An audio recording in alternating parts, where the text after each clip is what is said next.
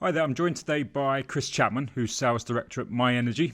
If you're a follower of Fully Charged or of the world of e-mobility in general, you won't help to have seen myenergi products, particularly around the Zappi charger, that are taking the world by storm. And a lot of that is due down to Cris, who my colleague Steve placed at myenergi a little while ago.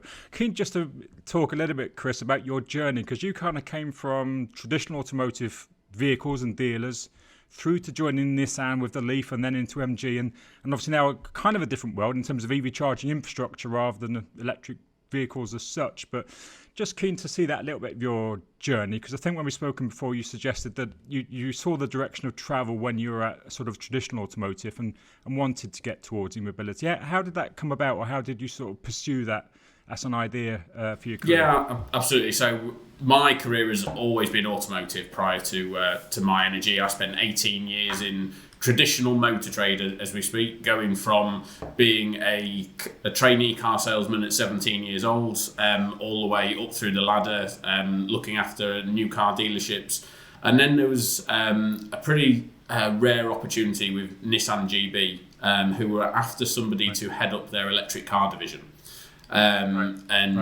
That was looking after 100 Nissan dealerships and pushing the new Nissan Leaf. Electric cars were relatively new to the market at that stage, but there had been a few. And at a BMW dealership that I was at, we launched the BMW i3 and the i8, and it really caught my imagination as to actually, electric cars really could be the future. And when the Nissan opportunity came up to really focus on that e-mobility with Nissan Leaf and full battery-powered cars, I jumped at it. And then it was a really interesting way as to how I found out about myenergi. We, at Nissan, and then when I moved to MG, we offered a charge point free of charge.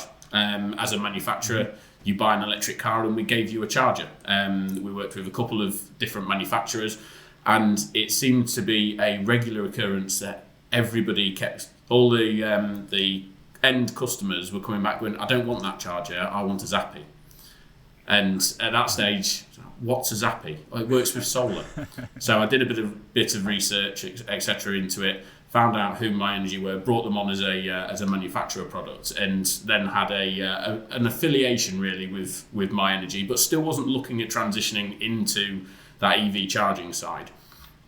But EV was very much a part of me and the developments that I'd seen through growing up in that motor trade and then through manufacturers. You could see clearly that EV was the channel that everything was going down. And I'm talking now about 4 or 5 years ago.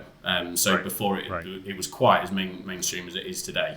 But yeah, then Stephen from Hyperion reached out to me quite randomly, really, and mentioned about an opportunity at myenergi, and I'd clearly heard of myenergi. We'd just brought them on to the offering with Nissan and MG, but I didn't realise it was 35 miles down the road from me.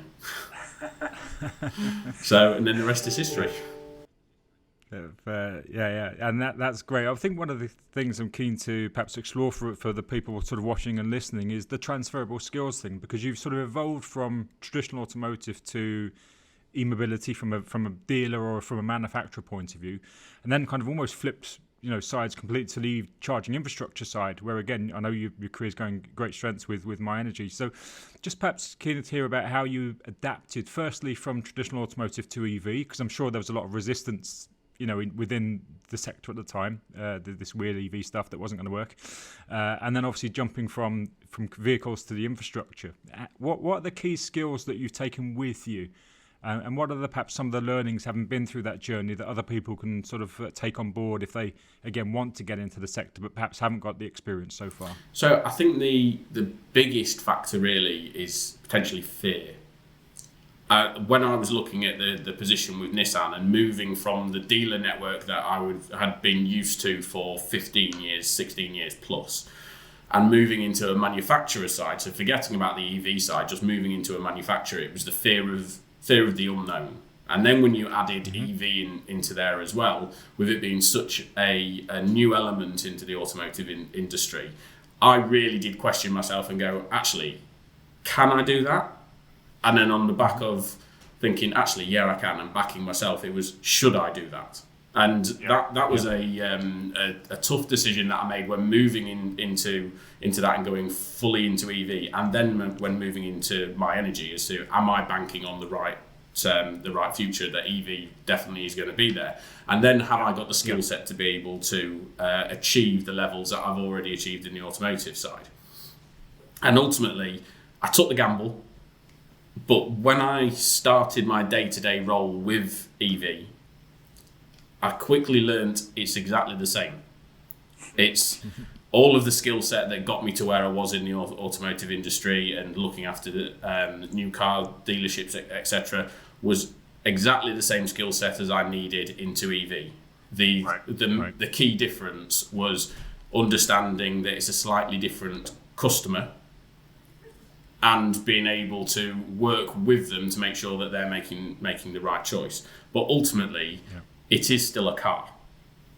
It's still a car. There is still a sales process as such that you would go down. You just need to tailor it to the needs and wants of that customer.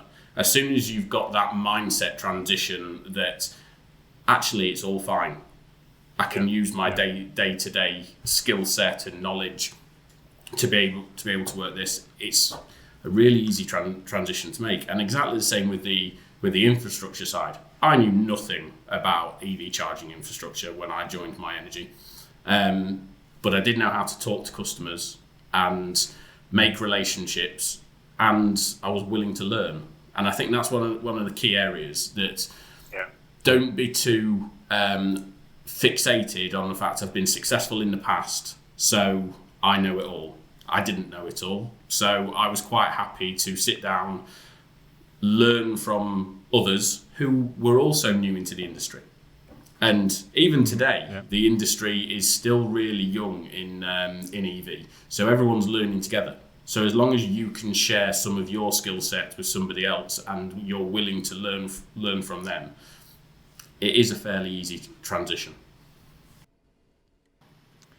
Cool. So essentially what you're saying, Chris, is that the transferable skills, from a sales perspective, you know how to talk to customers, you know how to find out needs. The customers are different, but the process is kind of the same. And likewise, when you've jumped into EV charging infrastructure, again, the questions may be different, but the ability to ask those questions and to sell essentially is exactly the same. Yeah, exactly. I mean, I'm sure there's plenty of people who'll be watching this thinking a car salesman. That whole industry has changed quite a lot from. They think about the same about recruiters, by the way. Yeah, exactly. The old school car salesman doesn't survive nowadays. It's all about relationship with customer and actually listening to what they want and what they need and being able to act on that and provide a service for that. And that's exactly the same no matter what industry that you move into. So moving into the manufacturing world with EV and then moving into charging infrastructure, exactly the same. But the big area is you can't sit back and say, I was successful doing it this way, so that's the way I'm going to continue to do it. Use your skill set, and but use it with an open mind and be willing to accept advice and learn from others. With the industry being so young as it is now, I mean, I've been here just over 3 years, but it's still in its infancy. I'm learning new things every day, but so are other people who come into the business who have got so much more knowledge than me in another area, but lean upon myself for advice. Likewise, I lean on them for advice. So I guess I would say remain open to learning new things. And at that stage, if you're open to that, your skill set that you've had previously, you can transfer across. Yeah, no, brilliant. Thanks very much for sharing that, Chris. One thing that you mentioned earlier on is backing yourself, and I think that's something, again, to think about for people who are looking to make the transition. You made the transition a few years ago when things were different. Clearly, as you say, it's still early days, but things have moved along tremendously in the last 3 or 4 years. For those people who are thinking about, should I jump into the Cleantech sector or into future mobility, is there a future in it? What's your input or your feelings, having been 3 years in the sector, 3 years and a bit more? I would turn it round and say, is there a future in anything other than Cleantech? Cleantech is easily the industry to be in and make a name for yourself. You're doing something good at the same time. You're not just going to work trying to get a promotion and earning a paycheck. You can go home from work at night and go, do you know what? I've made a difference. I've done something really good for my colleagues, for the customer, and for the climate. So yes, 100% jump into Cleantech. But it was difficult. When I went home and told my wife that I was looking at leaving the automotive industry and joining myenergi, and at the time myenergi were based in a village in very small premises, and she said I was absolutely mad. But 3 years down the road now, it's the best decision I've ever made. Yeah. And I think that's something, again, sometimes you have to get your head around it, because likewise, when I first met Jordan and Lee at the site in